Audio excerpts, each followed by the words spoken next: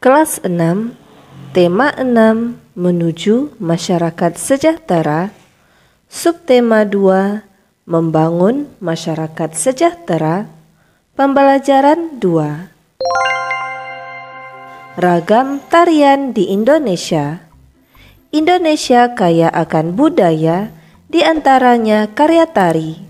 Setiap daerah memiliki karya tari kreasi yang berbeda-beda. Apakah yang dimaksud tari kreasi? Tari kreasi adalah tari yang gerakannya merupakan perkembangan dari gerak tari tradisional. Tari kreasi tidak memiliki aturan tertentu, baik gerak maupun aspek lainnya yang terdapat dalam tarian. Ada 3 jenis tari kreasi, yaitu tari kreasi daerah, tradisional, tari kreasi modern, dan tari kreasi kontemporer. Tari kreasi daerah atau tradisional adalah tari yang mengalami perubahan dari tari tradisi, baik bentuk, gerak, ataupun aspek lainnya, tetapi tetap dalam konteks ciri khas dari daerah tersebut. Tari kreasi modern adalah tari yang tidak memiliki aturan tertentu, baik dalam bentuk gerak ataupun aspek lainnya.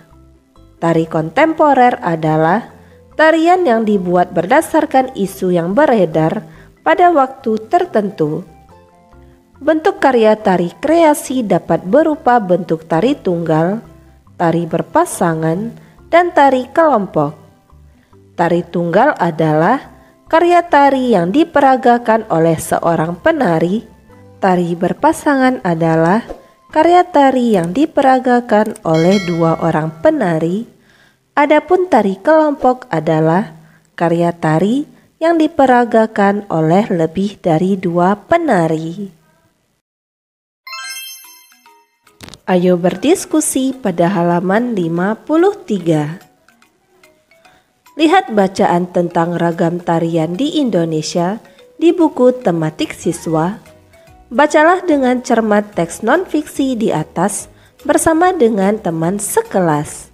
Selanjutnya, diskusikanlah informasi penting yang terdapat dalam teks non-fiksi berdasarkan gagasan utama pada setiap paragrafnya. Secara bergantian, jelaskan di depan teman-temanmu gagasan utama di setiap paragraf bacaan di atas.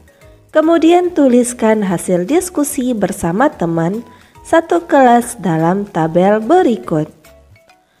Pada paragraf pertama, gagasan utama setiap paragraf yaitu pengertian tari kreasi. Paragraf kedua, jenis tari kreasi. Dan paragraf ketiga, bentuk karya tari kreasi. Ayo berdiskusi pada halaman 55. 1. Dayu telah mengikuti perlombaan menari. Ternyata perlombaan tari dibedakan atas 2 kategori, yaitu kategori anak-anak dan remaja. 2 kategori ini didasarkan atas batasan usia. Untuk kategori anak-anak, batas usia 6 tahun sampai 10 tahun, sedangkan kategori remaja batas usia 11 tahun sampai 21 tahun. Masuk kategori yang manakah Dayu? Mengapa demikian? Diskusikan bersama teman satu kelompok belajarmu. Tuliskan pada buku tugas dan presentasikan di depan kelas. Dayu termasuk kategori remaja karena usia Dayu lebih dari 10 tahun. Usia remaja merupakan masa awal pubertas. Selain itu, ciri-ciri pubertas perempuan pada Dayu mulai tampak seperti suaranya yang makin melengking dan pinggul yang membesar. 2. Pengelompokan usia anak-anak dan remaja merupakan bagian dari tahapan perkembangan manusia.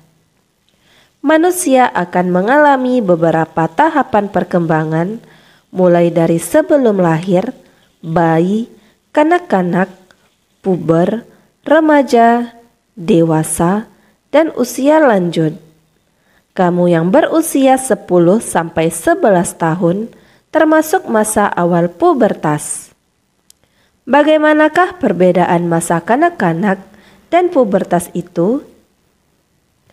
Coba diskusikan dengan teman-temanmu mengenai ciri-ciri berikut. 3. Ciri-ciri masa kanak-kanak bagi anak laki-laki. 4. Ciri-ciri masa kanak-kanak bagi anak perempuan. 5. Ciri-ciri masa pubertas bagi anak laki-laki. Dan 6. Ciri-ciri masa pubertas bagi anak perempuan. Ciri-ciri masa kanak-kanak bagi anak laki-laki yang pertama yaitu belum tumbuh rambut halus di ketiak dan alat kelamin. 2. Suara belum membesar. 3. Belum tumbuh jakun. Dan 4. Belum tumbuh kumis, jambang, dan janggut. Ciri-ciri masa pubertas bagi anak laki-laki yaitu tumbuhnya rambut halus di ketiak dan alat kelamin. 2. Suara jadi membesar. 3. Tumbuh jakun. Dan 4. Tumbuh kumis, jambang, dan janggut. Ciri-ciri masa kanak-kanak bagi anak perempuan yaitu 1. Belum tumbuh rambut halus di ketiak dan alat kelamin. Suara belum melengking. Payudara belum membesar, dan pinggul belum membesar.